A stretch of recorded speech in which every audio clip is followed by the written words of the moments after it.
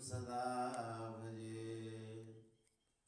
प्रपन्नपारिजाताय स्तोत्रवेत्रैकपाणये ज्ञानमुद्राय कृष्णाय गीतामृतदुहे नमः। रामाय रामभद्राय रामचन्द्राय वेधसे रघुनाथाय नाथाय सीताया पतये नमः। दक्षिणे लक्ष्मणो यस्य वामे च जनकात्मजा पुरतो मारुतिर्यस्य तं वन्दे रघुनन्दनम्। हरिशरणम। श्री भक्तवांछा कल्पतरु भक्तवत्सल शरणागत वत्सल श्री भगवान के चरणार बिंदु में कोटिशा प्रणाम निवेदन करते हुए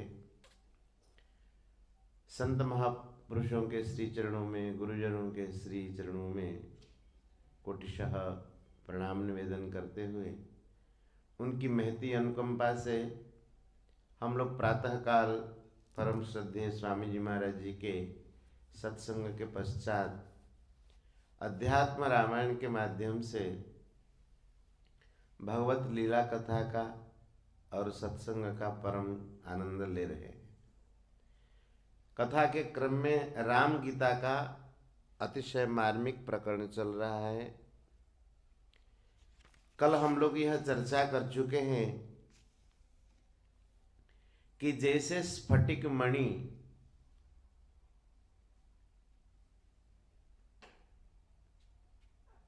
जिस रंग के पास वह मणि चली जाती है उस रंग वाला मणि दिखाई देती है, उसी प्रकार से आत्मा अन्नमयादि हमारे जितने 5 कोश हैं उनके संपर्क के कारण उसी स्वरूप वाला ही दिखाई देता है। लेकिन वस्तुतः विचार करने पर असंग रूपोयमजः यतः अद्वयः, क्योंकि ये अद्वितीय है, असंग स्वरूप है और यह अजन्मा है। ऐसे विचार मनुष्य जब कर लेता है उसको यह अनुभव हो जाता है कि ये जैसे दिखाई देता है जिसके साथ वो है नहीं। अब भगवान बड़ी विचित्र बात कहते हैं। बुद्धे स्त्रिधा वृत्तिरपि दृश्यते स्वप्नादि भेदेन गुणत्रयात्मनः अन्योन्यतोऽस्मिन् व्यभिचारतो मृषा नित्ये परे ब्रह्मणि केवले शिवे।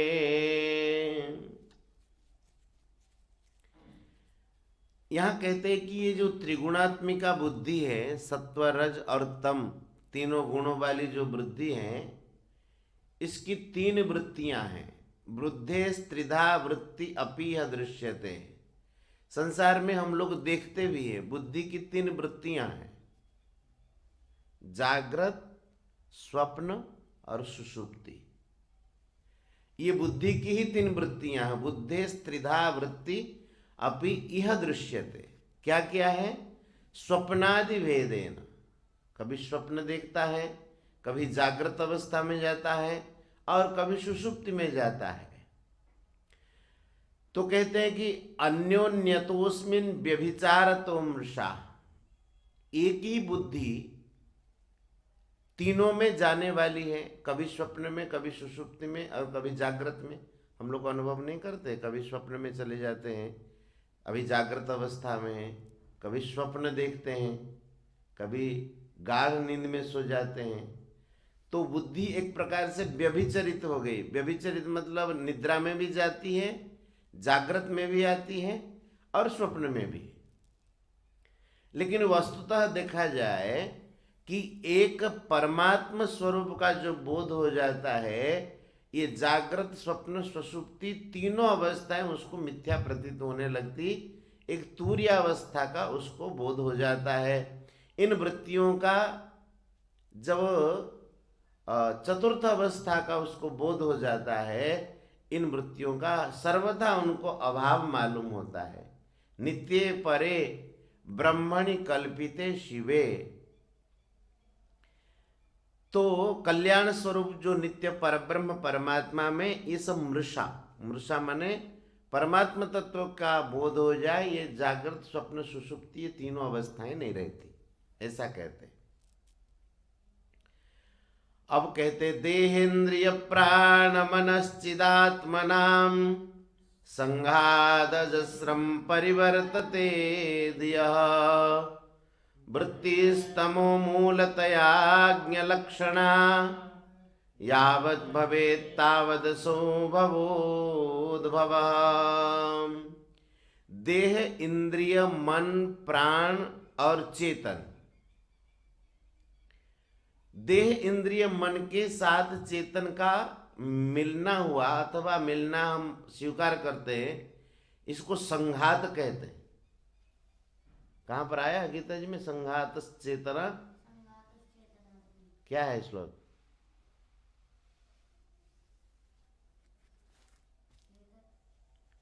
हाँ, एतत् क्षेत्रम समासेन सविकारम उदाहृतम। आरंभ कहाँ से हुआ? किस अध्याय में?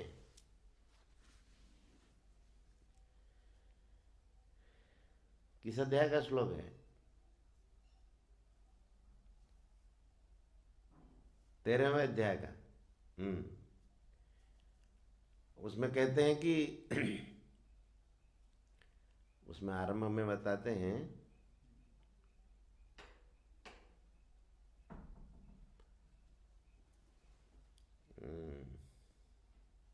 संघातस चेतना धृति कहाँ है?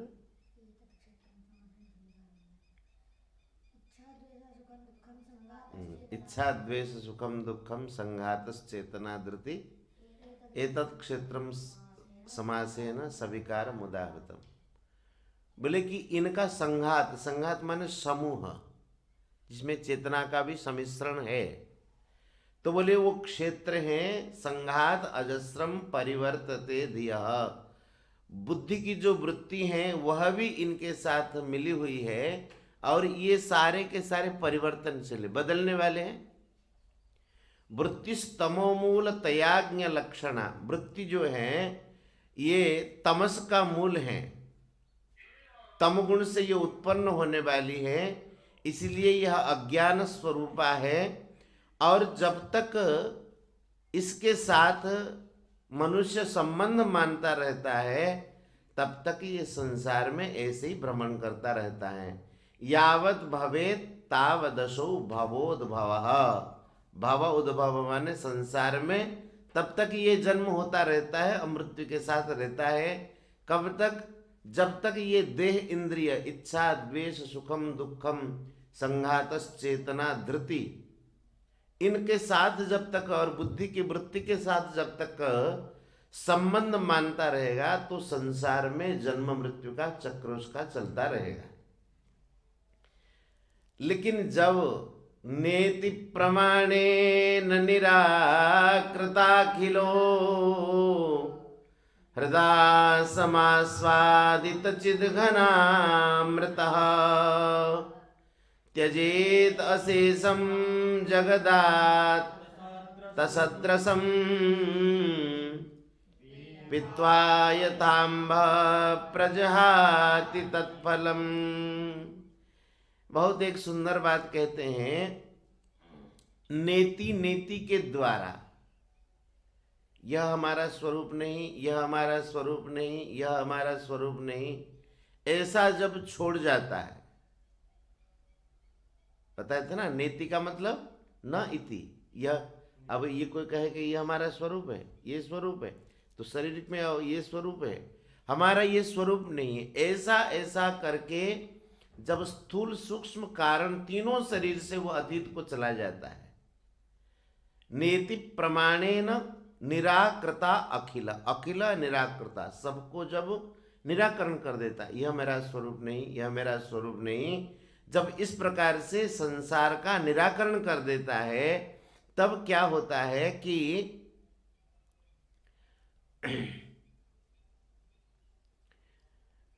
हृदय समास्वादित चिद घनामृतम, तो वो क्या करता है, हृदय से, हृदय में समास्वादित चिद घनामृतम, चिद घन रूपी अमृत, आनंद, सच्चिद आनंद स्वरूप जो परमात्मा है, हृदय में वो उसका आस्वादन करता है। जब तक इन चीजों में भटकता रहता है, इसमें सत्य बुद्धि करता रहता है, अब इन सब चीजों को पकड़ता रहता है, वो सच्चिदानंद घन जो परमात्मा का आस्वादन नहीं कर पाता है। जब इनका निराकरण कर देता है, कैसे कि नेति प्रमाणेन, ये हमारा स्वरूप नहीं, ये हमारा स्वरूप नहीं, ऐसा करके जब संसार का निराकरण कर देता है, तो हृदय समास्वादित चित घनामृत, तो अपने हृदय में वह चित घनामृत आस्वादन करता रहता है। तब कहते हैं कि वह त्यजेत अशेषम जगतात जगदात तसदरसम, बोले कि वह संपूर्ण जगत को, उसके सार को ग्रहण करके संपूर्ण जगत को छोड़ देता है। जगत का, संपूर्ण जगत का सार क्या है? परमात्मा ही संपूर्ण जगत का सार है। उस सार को वो ग्रहण करता है और असार को छोड़ देता है। कैसे छोड़ देता है? जैसे हम नारियल को फोड़ते हैं, नारियल खाते हैं। अब जैसे नारियल प्रथम अवस्था हो परिड, तो परिड को आमे ता भितर जलटा खाईदेले, पानी पीदेले, बाकी कौन करुचे? बाकीटा जो फोपाड़ी दौचे। सेमिति नड़ियार भीतर जो नाली अथवा तार जो सार जिनटा ताकू खाइला परे बाकी तार जो सढ़ई गुड़ा को फोपाड़ी दौचे। तो से कथा कहते संपूर्ण जगतर सार जिनस होचुंदी परमात्मा।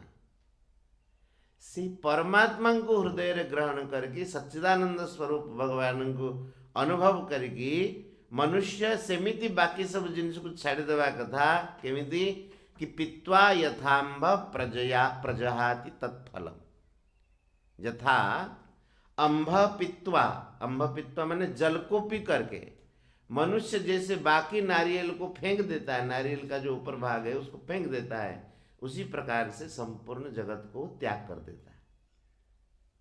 समझ में आया? नेति प्रमाणेन निराकृताखिल हृदय समास्वादित चिद घनामृत त्यजेत अशेषम जगदात तसद रसम। जो असत रस है, असत रस माने जिस रस में नित्यता नहीं, विषय रस ही असत रस है, इनको असत रस को छोड़ करके वह जो सतरस है, सतरस माने परमात्मा है, उनको ग्रहण करके आनंद में स्थित होकर के बाकी सारे के सारा जो जगत है उसको छोड़ देता है। कैसे छोड़ देता है? पित्वा यथाम्भ प्रजया प्रजहाति तत्फलम, जैसे जल को पी करके मनुष्य अवशेष नारियल को छोड़ देता है, उसी प्रकार से जगत को छोड़ देता है। भगवान श्री राम लक्ष्मण जी से ज्ञान प्राप्ति का मार्ग बता रहे हैं। बोले ये आत्मा जो है कभी मरता नहीं, कभी जन्म नहीं होता। न जायते म्रियते वा कदाचित नायम भूत्वा भविता वा न भूयः अजो नित्यः शाश्वतोयम पुराणः न हन्यते हन्यमाने शरीरे। उस बात को यहाँ कहते कदाचिदात्मा न मृतो न जायते न क्षीयते नापि विवर्धते नवः निरस्त सर्वातिशयः सुखात्मकः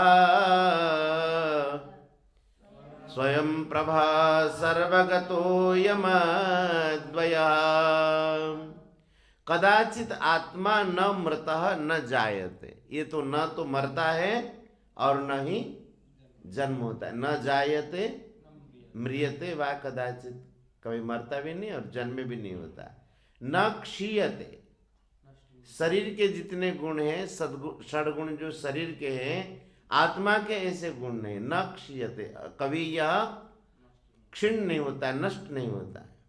और नापि विवर्धते, ये बढ़ता भी नहीं। और अनवह, अनवह माने कभी नया नया नहीं होता है।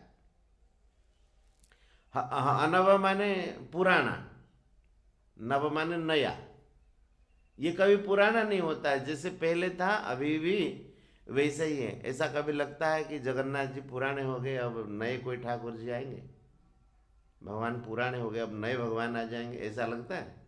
इसलिए ये अनवह है, ये पुराने ही हैं, लेकिन पुराने होने पर भी नित्य नए हैं। तो पुरातन है। और ये कैसे हैं कि निरस्त सर्वातिशय, सर्वानिरस्त, ये जितने भी विशेषण हैं विशेषण को निरस्त कर चुके। कोई भी विशेषण हम भगवान में लगाते हैं, लेकिन विशेषणों से भगवान अतीत है। और कैसे हैं कि सुखात्मक, सुख स्वरूप है, स्वयं प्रभा, स्वयं प्रकाशमान है, सर्वगत, सर्वत्र विद्यमान है, और ये अद्वितीय है। ये आत्मा का स्वरूप है, परमात्मा का स्वरूप है। कदाचित आत्मा न मृतो न जायते न क्षीयते नापि विवर्धते अनवः निरस्त सर्वातिशय सुखात्मक स्वयं प्रभः सर्वगतोऽयमद्वयः। इस प्रकार से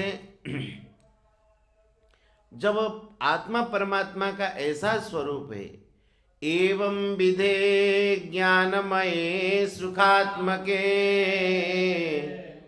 कथं भवो दुःखमयः प्रतीयते अज्ञानतोऽध्यासवशात् प्रकाशते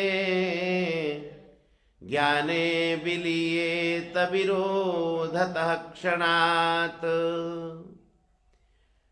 सूर्य भगवान के प्रकाशित होते ही, प्रकट होते ही अंधकार को दूर भगाना नहीं पड़ता है। कि भगाना पड़ता है? एक बार जो है रात्रि अंधकार ब्रह्मा जी के पास जाता है और कहता है कि ये सूर्य मेरे पीछे पड़ गया कि मुझे कहीं रहने नहीं देता। तो ब्रह्मा जी ने सूर्य भगवान को भी बुलाया, बोले कि भगवान आप इस अंधकार के पीछे क्यों पड़े? तो सूर्य भगवान ने कहा कि मैं इनको पहचानता नहीं हूं, देखा ही नहीं इनको। कोई किसी को पहचानता है, देखता है, तभी आपस में झगड़े होते। अब जिसको हम नहीं जानते उसके साथ हमारा राग द्वेष कुछ थोड़े होता है।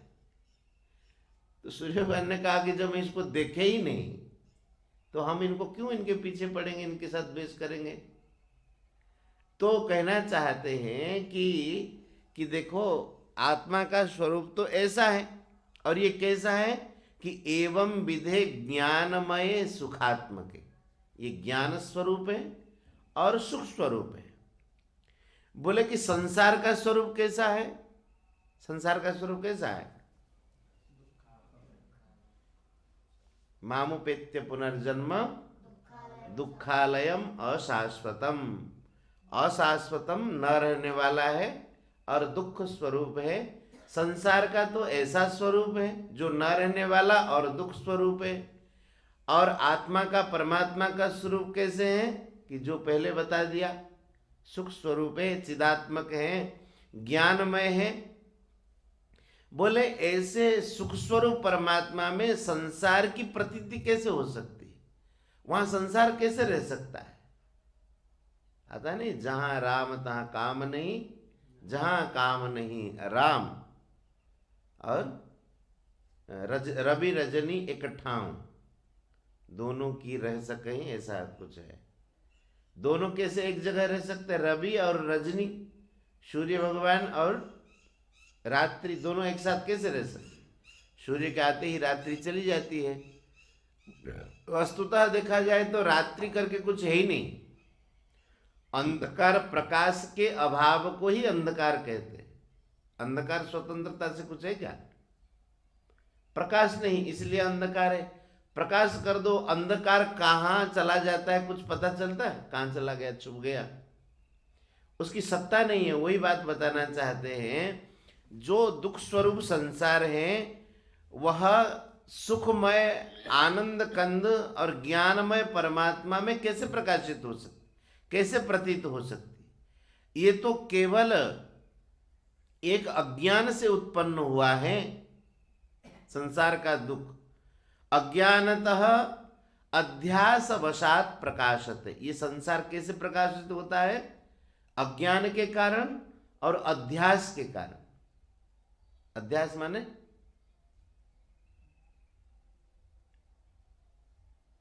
अध्यास किसको कहते हैं?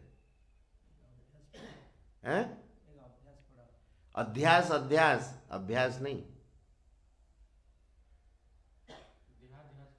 हाँ, तो उसका मतलब क्या है?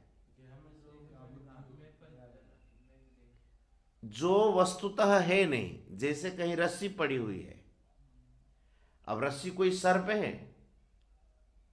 लेकिन उसमें सर्प की बुद्धि होना, ये रस्सी में सर्प का अध्यास हो गया। जो तत्वतः नहीं है, अब सांप में सांप की बुद्धि होना अध्यास नहीं है। समझ में आई कि नहीं? देह हमारा आत्मस्वरूप है नहीं, उसमें जो आत्मस्वरूप का बोध होता है उसी को अध्यास कहते हैं। इसलिए कि देहाध्यास, देह में हमको कैसा अनुभव होता है? ये मैं हूं। जैसे कभी कभी आप देखे होंगे, हम बचपन में देखते थे, ये जो दूर के पेड़ पौधे होते हैं, आप रात में उठ करके देखिए, थोड़े थोड़े प्रकाश तो होते ही है। वो जैसा कोई बाघ लगेगा, कोई भूत जैसा लगेगा, दूर से देखो तो वो पेड़ ही ऐसे लगेगा, कोई भूत बैठा हुआ। अब गाड़ी में आप चलो तो लगेगा कि ये सारे पहाड़ घूम रहे हैं और पेड़ पौधे सब चल रहे, ऐसा लगता है।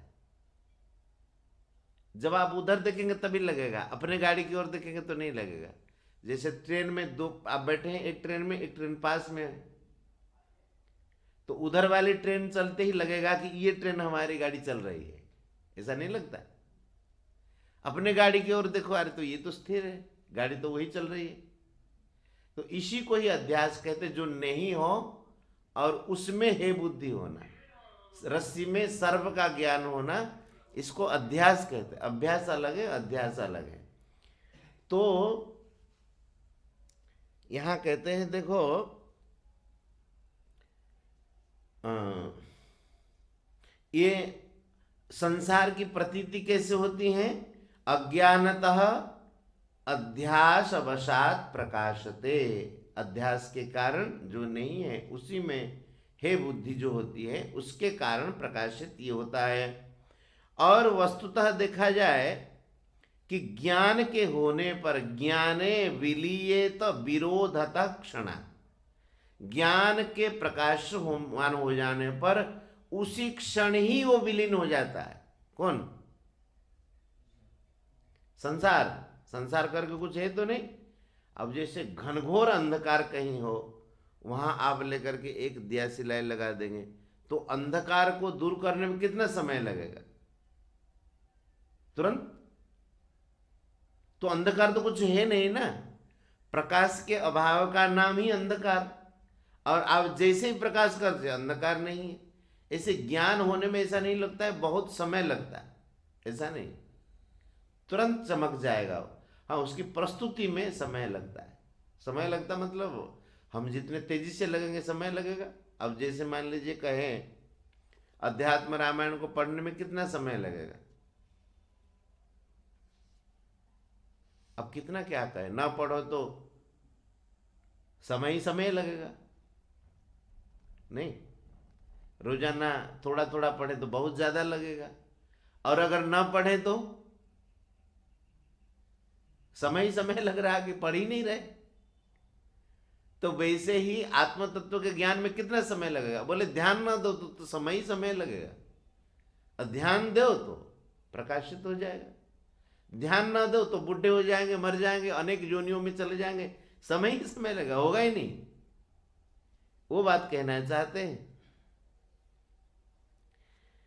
अज्ञानतः अध्यासवशात प्रकाशते ज्ञाने विलीयेत विरोधत क्षणात्। ज्ञान के प्रकाशित हो जाने पर ये क्षणात् विलीयेत, एक क्षण में ही ये संसार समाप्त हो जाता है। क्यों? क्या रे, दोनों का विरोध है, विरोधता, ज्ञान का और अज्ञान का दोनों का विरोध है। जैसे सूर्य का प्रकाश और अंधकार दोनों का विरोध है, उसी प्रकार से ज्ञान के प्रकाशित होते ही अज्ञान की तो सत्ता है नहीं, ये अपने आप अज्ञान समाप्त हो जाता है। अब भगवान कहते हैं यदन्यदन्यत्र विभासते भ्रमात् अध्यासमित्याहु अमुं विपश्चितः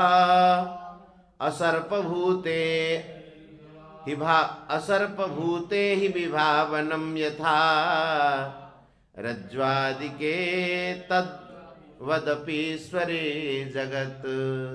अब अध्यास की व्याख्या करते, जो हम लोग चर्चा कर चुके हैं। बोले कि जो अन्य में अन्य की प्रतीति होती है तो वो दूसरी चीज अब दिखाई देती है एक दूसरी चीज के समान। अन्य में माने रस्सी में किसकी प्रतीति हुई? सर्प की। सर्प एक अलग चीज है, रस्सी एक अलग चीज है। तो सर्प में, रस्सी में सर्प की प्रतीति होना, तो वही कहते हैं यत अन्यत अन्यत्र विभाव्यते भ्रमात्। ये कैसे होता है? ये भ्रम से हो जाता है।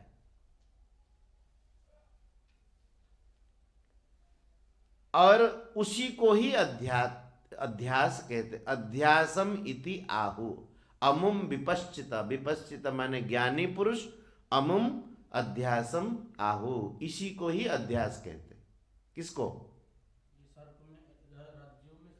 किसी अन्य चीज में किसी अन्य की जो प्रतीति होना, दूसरा दिखना है तो दूसरी चीज, लेकिन उसमें कोई दूसरा दिख जाए। अब जैसे मान लीजिए रज्जु में सर्प तो है ही, अब जैसे मृग मरीचिका है, स्थल में तेजो वारि मृदाम यथा विनिमय। अब मृग मरीचिका में आप देखेंगे एकदम पानी भरा हुआ। गाड़ी में कभी जाइए तो उसमें देखेंगे सड़क में एकदम पानी भर गया। अब वहां जाके पहुंचेंगे, वहां कुछ नहीं, फिर आगे दिखाई देगा। तो वो प्रकाश में भ्रम होता है जल का। जो सूर्य की किरणों से, इस किरणों में ही तो जल का बोध होता है। तो तेज वारी, कभी कभी मृत्तिका में ज्ञान हो जाएगा प्रकाश का, आपस में इसका विनिमय हो जाता है। तो कहते उसी प्रकार से यत्र त्रिसर्ग अमृषा, लेकिन परमात्मा में ये सब नहीं है। तो उसी बात को यहां पर कहते अध्यास, इसी को ही कहते हैं। असर्प भूते अहि विभावनम यथा, जो सर्प नहीं है और उसमें क्या बोध हो रहा है? अहि विभावनम, अहि का ज्ञान हो रहा है, सर्प का ज्ञान हो रहा है। रज्ज्वादिके असर्प भूते रज्ज्वादिके, जो सर्प नहीं है ऐसे रस्सी आदि में सर्प का ज्ञान हो जाने को ही अध्यास कहते हैं। तद्वत ईश्वरे जगत, उसी प्रकार से है तो ईश्वर परमात्मा का स्वरूप है, लेकिन उसमें जो जगत की प्रतीति होती है यही अध्यास। अब जैसे शरीर हमारा स्वरूप तो है नहीं, लेकिन इस शरीर में आत्मस्वरूप का बोध होना ही अध्यास। समझ में आएगी नहीं? यदन्यदन्यत्र विभाव्यते भ्रमात् अध्यास मिथ्याहु अमुम विपश्चितः असर्पभूते हि विभावनम यथा रज्ज्वादिके तद्वत् ईश्वरे जगत, उसी प्रकार से जगत, ईश्वर में जो है जगत की प्रतीति हो रही है। रामायण में कहते हैं ना, जासु सत्यता ते जड़ माया, भास सत्य इव मोह सहाया। ये परमात्मा की सत्यता के कारण ये जगत न होने पर भी, जड़ होने पर भी ये सत्य के समान दिखाई देता है ये परमात्मा की शक्ति।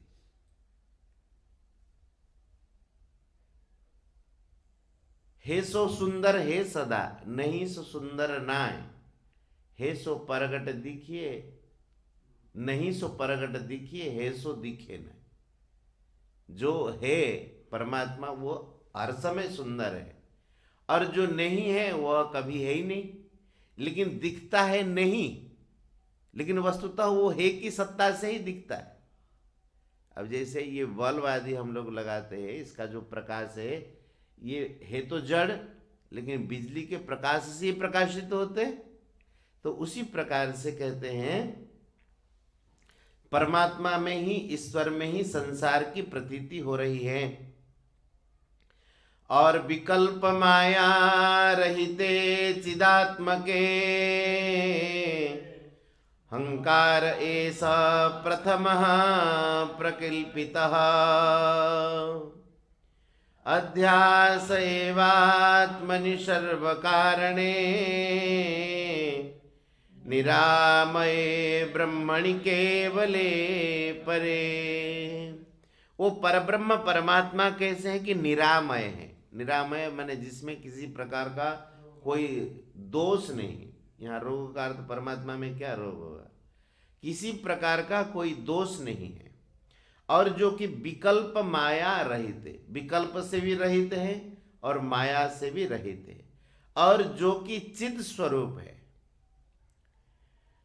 तो उस अद्वितीय परमात्मा में पहले क्या करते हैं, अध्यास प्रथम, सबसे पहले अहंकार की कल्पना होती है।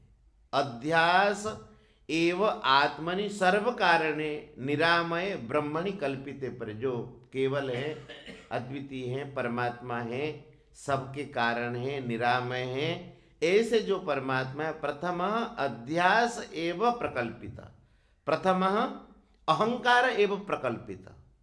वो क्या करते हैं, अहंकार की अध्यास पहले होती है, उसके बाद सब कुछ उत्पन्न हो जाता है। क्या क्या, वही जो इच्छा द्वेष सुखम दुखम संघात चेतना धृति आदि आदि सब उत्पन्न हो जाए, उसी को कहते हैं इच्छादि रागादि सुखादि धर्मिका, सदाधियः संसृति हेतव परे, यस्मात् प्रसुप्तो यद भावनः पर, सुखस्वरूपेण विभाव्यते हिनः।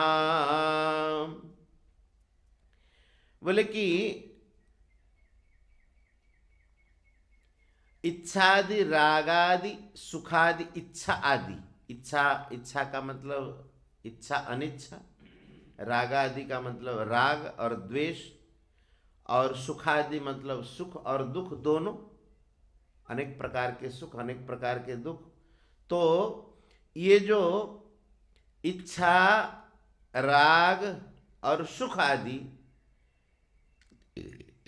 धार्मिका, इन धर्मों को धारण करने वाली ये बुद्धि है, सदा धियः संस्कृति हेतवः परे। इन सब कारणों से संस्कृति माने जन्म मरण का चक्र शुरू होता है। किससे, इच्छा द्वेष, इच्छा अनिच्छा राग द्वेष और सुख दुख, इनसे जब हम प्रभावित होते हैं तो सदा धिय, इनसे धी माने बुद्धि हर समय भावित रहती है। ये हम लोग अनुभव करते हैं। भगवान ने इसलिए कहा कि इंद्रियस्य इंद्रियस्यार्थे राग द्वेषो व्यवस्थितो तयोर्न वशमागच्छेत् तौ ह्यस्य परिपंथिनो। ये जैसे ही राग द्वेष मनुष्य का शुरू हो जाता है तो उसका साधन ऊपर से कितना करे लेकिन भीतर से खोखला हो जाता है। क्योंकि दोनों उसमें परिपंथी है। ऐसे ही सुख दुख में लगा रहता है, तभी भी उसके साधन समाप्त हो जाते हैं, चौपट हो जाते हैं। तो कहते हैं कि ये जो बुद्धि की ये वृत्तियां हैं, क्या वृत्तियां हैं? अभी अच्छा हो गया, हमारे मन के अनुकूल हो गया, खुश, मन के प्रतिकूल हो गया, दुखी,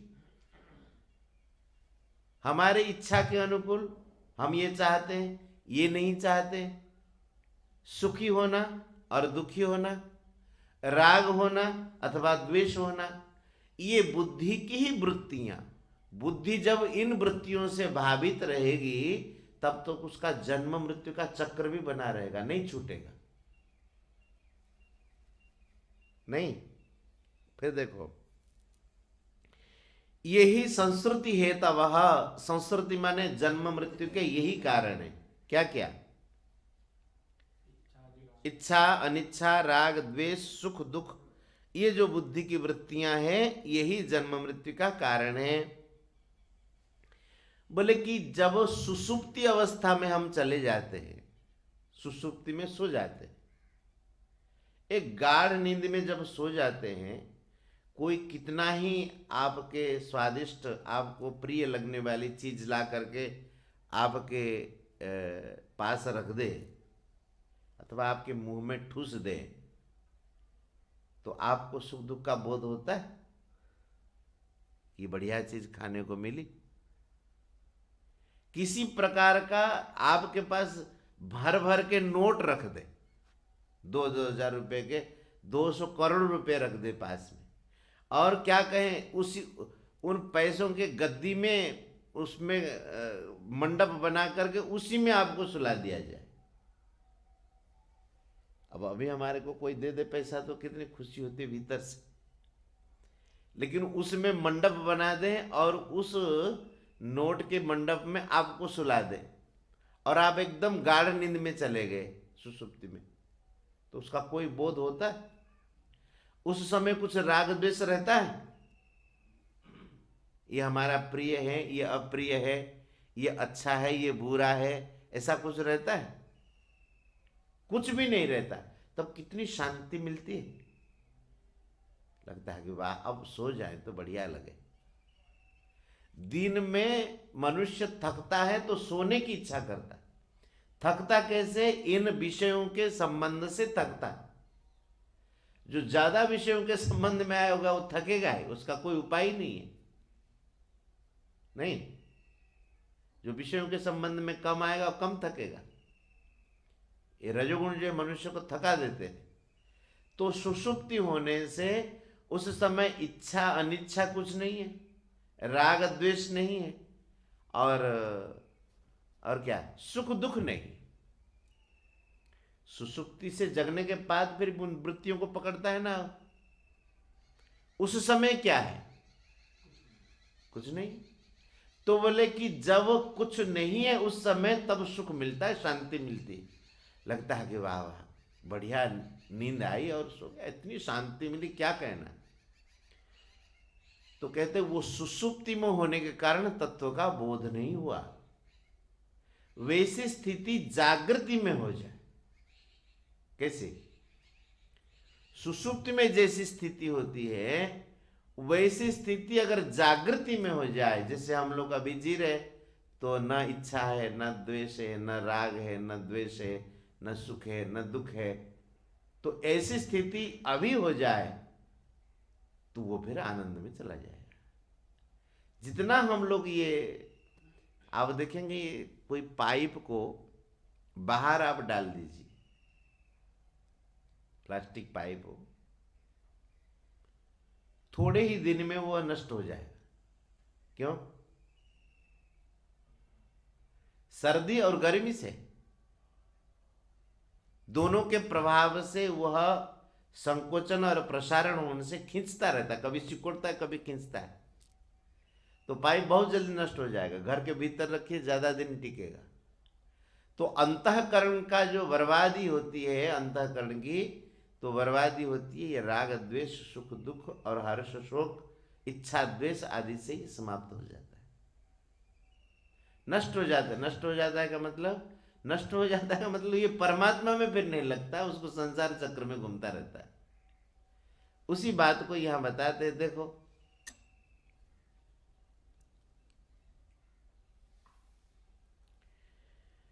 इच्छादि रागादि सुखादि धर्मिका सदा धियः संस्कृति हेतवः परे। समझ में आई बात? इच्छा द्वेष राग द्वेष इच्छा अनिच्छा सुख दुख आदि से जब बुद्धि भावित रहती है तो संस्कृति का कारण बनता है।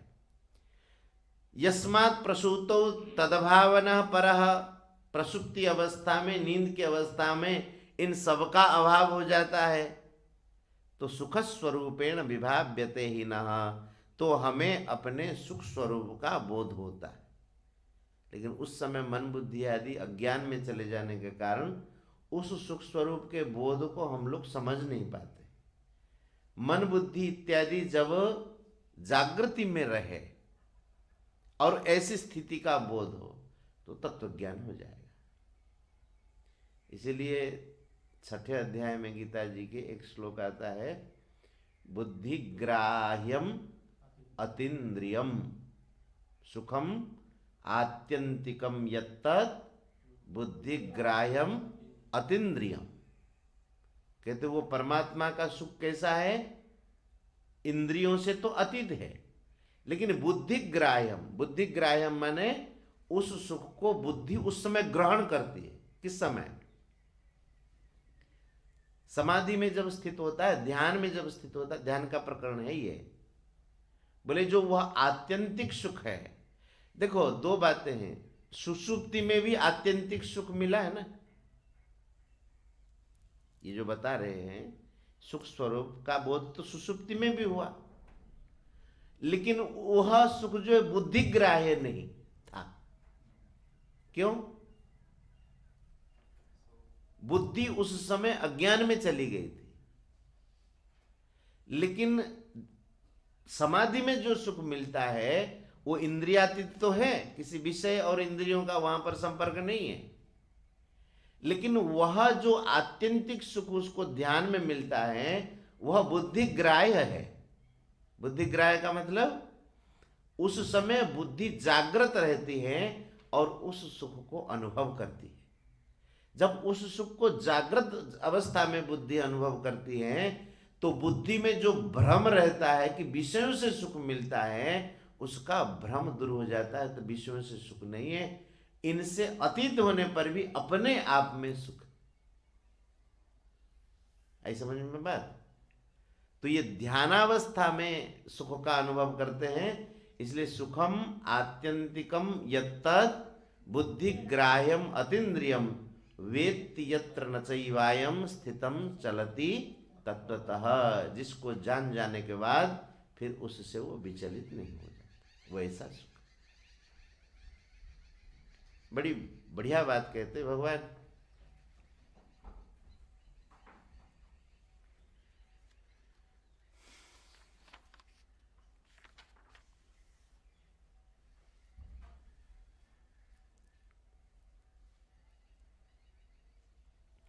जीव की क्या संज्ञा है, अब भगवान कहते अनाद्य विद्योद भव बुद्धि बिंबितो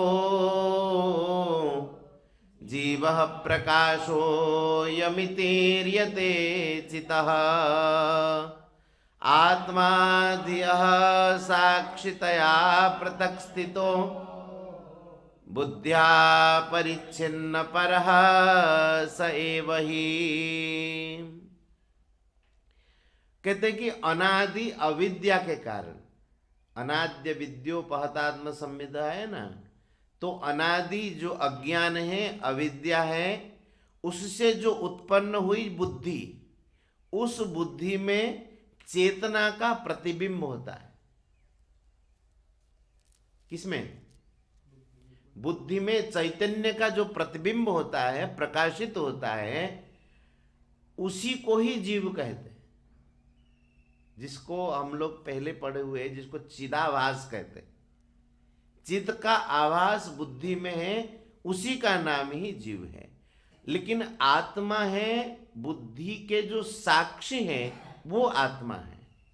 आत्मा धिय साक्षितया पृथक स्थिता, साक्षी के स्वरूप में आत्मा बुद्धि से अतीत स्थित है। उसको भी जो देखने वाला है वह आत्मा है, उसकी भी साक्षी है। और वह परमात्मा है जो है वह बुद्धि से अपरिच्छिन्न है। बुद्धिया अपरिच्छिन्न परः सब एव ही,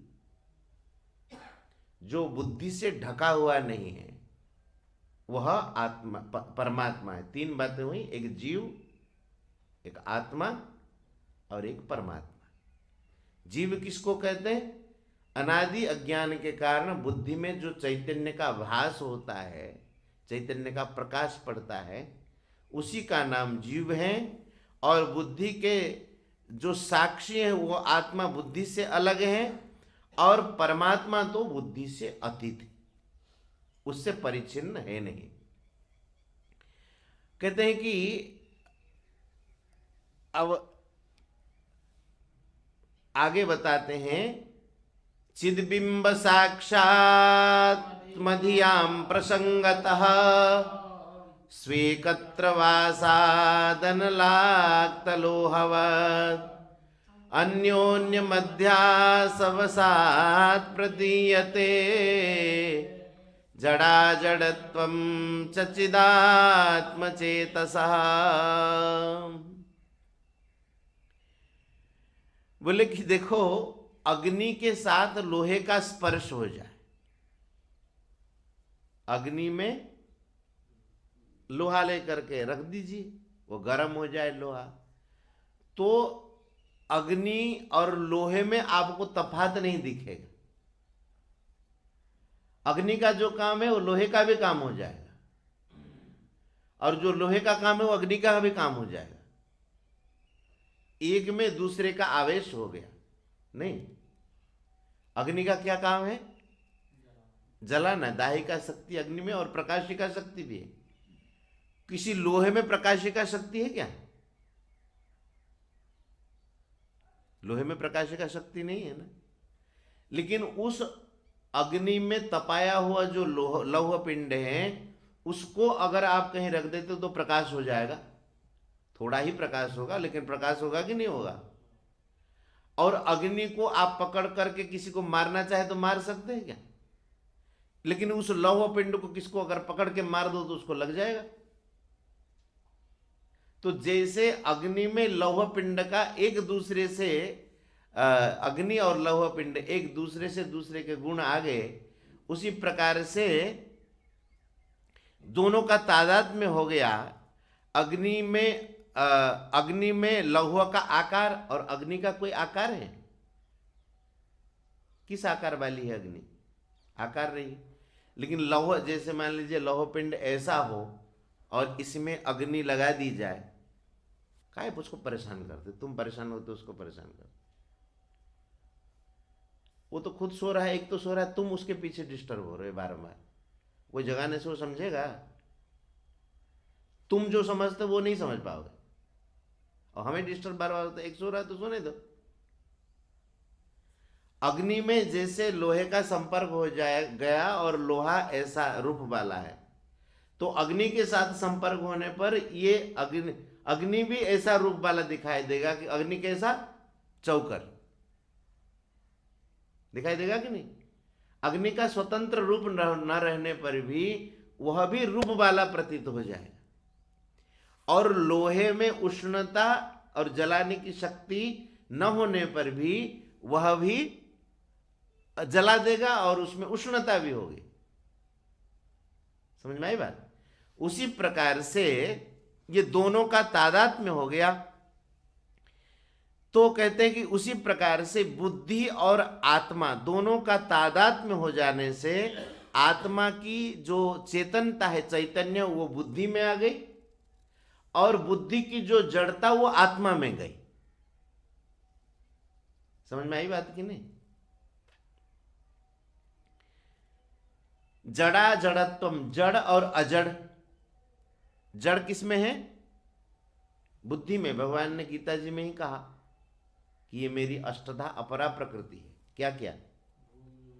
भूमि, आपः, अनलः, वायु, खं, मन, बुद्धि जैसे भूमि पृथ्वी का कोई एक ढेला हो, वह जैसे जड़ है, बुद्धि भी वैसी ही जड़ है, लेकिन वो चेतन प्रतीत होती है। क्यों चेतन क्यों प्रतीत होती? आत्मा के चैतन्य के कारण वो बुद्धि भी चेतन जैसे लगती है। और वह जीवात्मा हो गया, आत्मा में जड़त्व का बोध होता है। वो बुद्धि के संपर्क होने के कारण आत्मा में भी जड़ता का बोध होता है। जैसे अग्नि और लौह पिंड के संपर्क से एक का गुण दूसरे में संक्रमित हो गया, उसी प्रकार से आत्मा और बुद्धि दोनों के आपस में जड़ और अजड़ के मिलने से जड़त्व का गुण आत्मा में गया, उसी को ही जीवात्मा कहते हैं। और उसका जो चैतन्य है वो बुद्धि में आ जाता है। समझ में आई थोड़ी थोड़ी? जड़ा जड़त्वम च चिदात्म चेतसः, उसी प्रकार से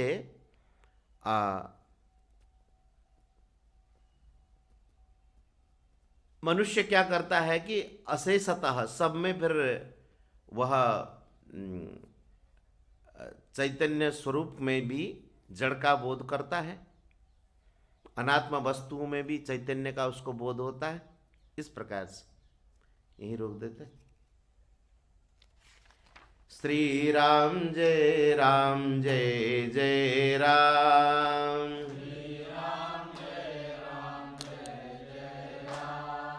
श्री राम जय राम जय जय राम,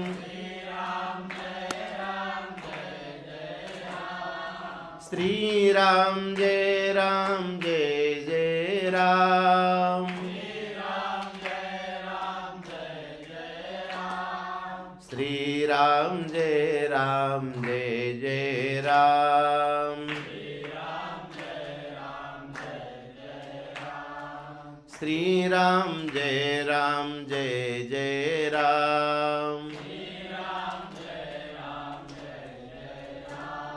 श्री वृंदावन बिहारी लाल की, श्री राधा रानी की, सियावर रामचंद्र भगवान की, सपरिवार श्री जगन्नाथ महाप्रभु की, श्री यमुने रस महारानी की, श्री वृंदावन धाम की, सब संत भक्तन की, श्री गीता गंगा गौ माता की जय। जय श्री राधे श्याम।